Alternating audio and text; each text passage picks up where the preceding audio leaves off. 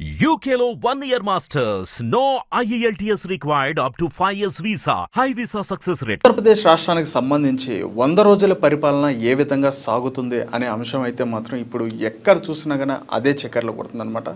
చాలా రకాలుగా చాలామంది ప్రముఖులు ఏంటంటే అనేక రకాలుగా చెప్పడం జరుగుతుంది. ఆ 100 రోజుల పరిపాలన ఏ విధంగా ఉంది, కూటమి యొక్క పనితీరు ఏ విధంగా ఉంది అంశం మీద అయితే మాత్రం చాలామంది మాట్లాడుకోవడం జరుగుతుంది. కానీ మనకంటూ ఒక పర్ఫెక్ట్ రిజల్ట్ అనేది కావాలంటే ఖచ్చితంగా మనం ఒక మంచి వ్యక్తిని అడిగితే మాత్రం ఖచ్చితంగా దాని రిజల్ట్ అనేది తెలుస్తుందని చెప్పిన అంశంలో నేను చెప్పడం జరుగుతుంది.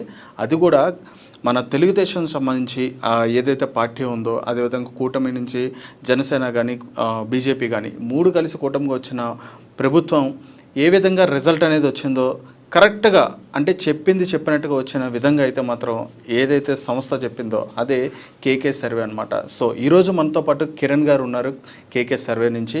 ఆయన అడిగి తెలుసుకుందాం ఈ 100 రోజుల పరిపాలన ఏ విధంగా ఉందనే అంశం మీద అయితే. సార్ నమస్తే సార్. నమస్తే సార్, ఎలా ఉన్నారు సార్? ఫైన్ ఫైన్ సార్, మీరు చెప్పిన రిజల్ట్ అనేది చాలా ఇప్పటికీ దాని ఇంపాక్ట్ అనేది చాలా హైప్లో ఉంది సార్. ఎందుకంటే యాజ్ ఇట్ ఈస్గా పాయింట్ వైజ్ ప్రతిదీ కూడా పిన్ టు పిన్ కూడా మీరు ప్రాపర్గా చెప్పారు.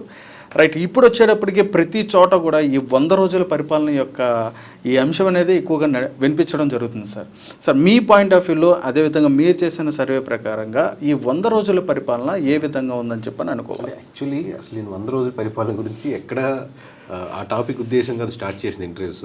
ఓకే, ఇప్పుడు మేము హర్యానా, జమ్మూ కాశ్మీర్, మహారాష్ట్ర, జార్ఖండ్ అలా కొన్ని ఇంకా రాబోయే తమిళనాడు కానీ ఢిల్లీ కానీ మధ్యలో ఇవి చేస్తూ ఉన్నాం. మీన్ వైలు ఏపీ, తెలంగాణ కూడా ఇన్డెప్త్గా ఆబ్వియస్లీ మన ఇంకా కాబట్టి రెస్పెక్ట్ ఆఫ్ సంబంధం లేకుండా ఎలా ఉంది ప్రతి యాక్టివిటీని అబ్జర్వ్ చేస్తూ దాని మీద చేసుకున్నాం. ఈ ఎలక్షన్స్ హర్యానా ఎలక్షన్స్ అయిన తర్వాత సెపరేట్గా ఒక ప్రెస్ మీట్ పెట్టి ఇది పరిస్థితి, ఇక్కడ ఇలా అనుకుంటున్నారు, ఇక్కడ మైనస్ పాయింట్స్ ఉన్నాయి, ఇక్కడ ప్లస్ పాయింట్స్ ఉన్నాయి అని చెప్దాం అనుకున్నాం. బట్ ఇంటర్వ్యూలో జరుగుతుంది ఏముందంటే హర్యానా అసలు పోయింది, జమ్మూ కాశ్మీర్ ఏమనుకుంటున్నారు అది పోయింది, లేదా అక్కడ బీజేపీకి ఢిల్లీలో ప్రెస్ మీట్ పెట్టి చెప్పాము ఏ విధంగా ఉంటుందని. బట్ 100 రోజుల పరిపాలన గురించి నేను ఓవరాల్గా నేను ప్రెస్ మీట్ పెట్టి చెప్తానండి. బట్ నా స్టేట్మెంట్ అప్పుడు ఇప్పుడు ఒకటి ఏంటంటే ఆన్లైన్లో మనకు సోషల్ మీడియాలో ఏదైతే మనకు ఎక్కువ హైప్ క్రియేట్ అవుతుందో అంత హైప్ అయితే గ్రౌండ్ రియాలిటీ లేదు. బికాస్ సెవరల్ ఫ్యాక్టర్స్ ఉన్నాయి అని చెప్పడం జరిగింది. ఒకటి, మనకు ఎప్పుడైనా కానీ ప్రజలు అందరూ కలిపి మనం ఇలా అనుకుంటాం అని కూర్చొని మాట్లాడుకొని చేయరు కదా. ఇండివిజువల్గా అన్ఎంప్లాయ్మెంట్ గురించి ఒక రకంగా అనుకుంటారు, ఫార్మర్స్ నాకు గిట్టుబాటు ధర వస్తుందా లేదా అని ఒక రకంగా అనుకుంటారు, లేదా పథకాలు సూపర్ 6 ప్రకటించారు కదా ఇవి ఎంతవరకు వచ్చాయి ఇంకా రావాల్సి ఉన్నాయి కదా అనుకుంటారు. అలాగే ఫ్యాన్స్, అభిమానులు ఉంటారు కూటమికి కూడా, కాబట్టి వాళ్ళు ఏమనుకుంటారు ఇప్పుడే కదా 100 రోజులైంది అప్పుడే ఎందుకు అనుకుంటారు. బట్ ఇర్రెస్పెక్ట్ ఆఫ్ థింగ్ మాకు ఏంటంటే డే 1 నుంచి ఎవ్రీ స్టెప్ ఏం చేసుకుంటున్నారు, ఎలా ఉంది, ప్రజలు ఏమనుకుంటున్నారు అని అబ్జర్వ్ చేయడమే మా బాధ్యత, లేదా మేము చెప్పడం కానీ. సో ఇర్రెస్పెక్టివ్ ఫ్యాన్స్ ఏమనుకుంటున్నారు, లేదా వైఎస్ఆర్సీపీ ఫ్యాన్స్ ఏమనుకుంటున్నారు, న్యూట్రల్ ఏమనుకుంటారు సంబంధం లేకుండా ఇన్ జనరల్గా మేము ఇచ్చిన స్టేట్మెంట్ ఏంటంటే, మళ్ళీ రిపీట్ చేయాలంటే ఆన్లైన్లో మీకు సోషల్ మీడియాలో చెప్పినంత ఇది గ్రౌండ్ రియాలిటీలో కనపట్లేదు, ఇంకా మెరుగుపరుచుకోవాల్సిన అంశాలు ఉన్నాయి. అఫ్కోర్స్ ఐ యాక్సెప్ట్ స్టిల్ 100 డేసే, ఇంకా చాలా రోజులు ఉంది, ఇంకా మెరుగుపరుచుకుంది అనుకోండి. ఇప్పుడు ఉన్న పరిస్థితి చెప్తున్నాం.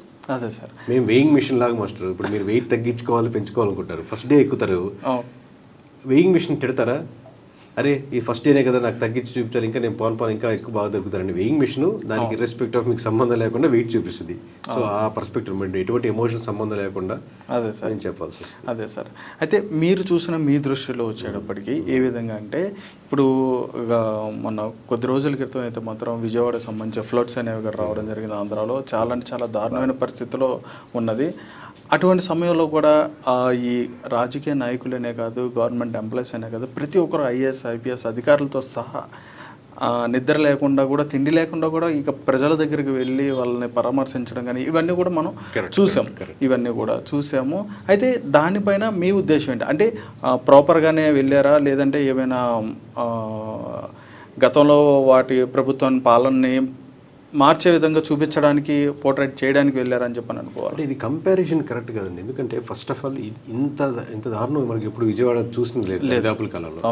సో ఇంతకుముందు ప్రభుత్వం ఎలా చేసింది, ఇప్పుడు ప్రభుత్వం ఎలా చేసింది అలా కంపేర్ చేయలేం. ఇప్పుడు నా ఇల్లు మునిగిపోయి నేను ఇబ్బంది పడుతున్నాను అనుకోండి, కంపారిటివ్లీ నాకు ఎంతవరకు అందాయి, నేను ఇంకా కొంచెం బాగుండేది అనుకుంటాం. మీకు ఒక బాగా బిజీగా ఉన్న హాస్పిటల్లో, గవర్నమెంట్ హాస్పిటల్లో చాలా తక్కువ మంది ఫెసిలిటీస్ ఉండండి, డాక్టర్స్ ఉన్నటువంటి దగ్గర నేను ఇబ్బంది పడుతుంటే నా ఇబ్బంది మాత్రమే చూస్తాను కానీ పాపం ఆ డాక్టర్ కూడా 24/7 వర్క్ చేస్తున్నారు కదా, నర్సులు ఉన్నారు కదా అనుకుంటా. బట్ నాకు కావాల్సినటువంటి రిక్వైర్మెంట్ ఏంటి, నాకు ఇమీడియట్గా త్వరితగతిన రికవరీ, నేను హాస్పిటల్ నుంచి బయటికి వెళ్ళాలనుకుంటుంటాను. అడ్మినిస్ట్రేషన్ పరంగా తీసుకునే నిర్ణయాలు ఇవన్నీ ఆలోచించి నా బాధ వ్యక్తపరచను కదా. సో ఓవరాల్గా అక్కడ వరకు చూసుకుంటే ఆబ్వియస్లీ బయట వ్యూలో బెస్ట్గా ఇచ్చారు వాళ్ళ పర్ఫార్మెన్స్ కానీ చూడడం కానీ. బట్ ఇబ్బంది కలిగిన వాళ్ళు ఇంకొంచెం బెటర్గా చేస్తుంటే బాగుండేది, నాకు అందులో అందుబాటులో లేదు, లేదా ముందుగా చెప్తే మేము దాని ఏమన్నా దానికి కావాల్సినటువంటి ముందు జాగ్రత్తలు తీసుకునే వాళ్ళం. అవును సార్.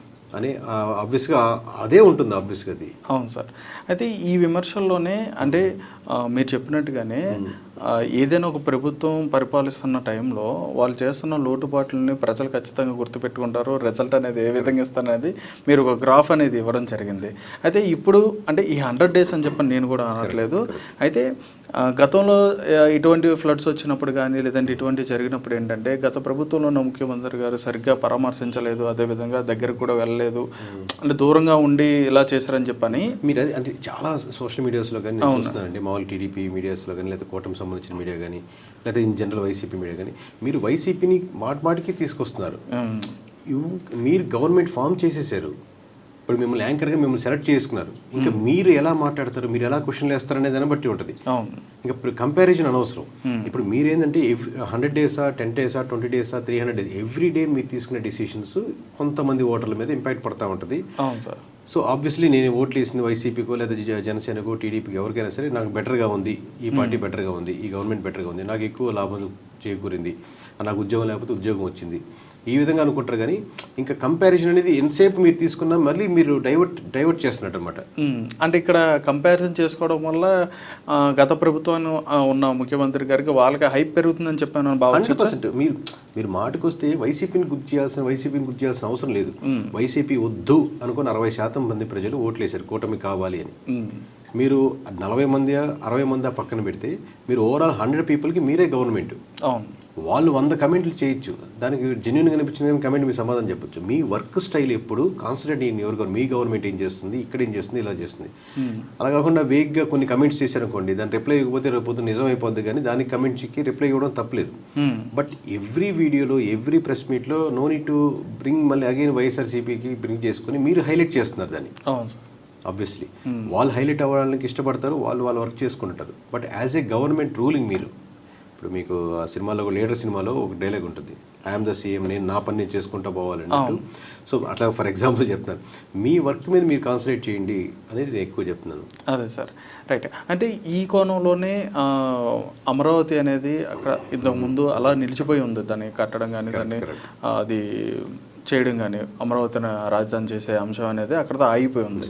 ఇప్పుడు ప్రభుత్వం వచ్చిన తర్వాత దాని మీద స్పెషల్ దృష్టి పెట్టడం దాని మీద జరుగుతుంది. అదేవిధంగా అక్కడ పనులు కూడా చేయించడం కూడా జరుగుతుంది. ఇది రైట్ అని చెప్పని అనుకోవచ్చు. ఆబ్వియస్లీ టీడీపీ మామూలుగా గవర్నమెంట్ ఫస్ట్ లాస్ట్ టైం 2014 వచ్చినప్పుడు కానీ ఇప్పుడు కానీ ది స్టాండ్ ఉంది, అమరావతి మేము క్యాపిటల్గా చేస్తామని ఒక స్టాండ్ తీసేసుకుంది. అవును సార్. దాంట్లో